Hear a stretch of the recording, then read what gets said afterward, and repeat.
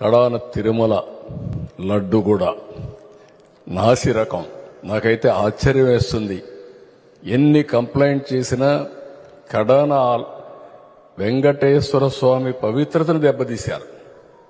ఎన్నోసార్లు చెప్పాం. అక్కడ ఎంత దుర్మార్గంగా ప్రయత్నం చేశారంటే అంత దుర్మార్గంగా ప్రవర్తించారు. కడాన అన్న దానంలో క్వాలిటీ ఆఫ్ ఫుడ్ లేకుండా చేశారు.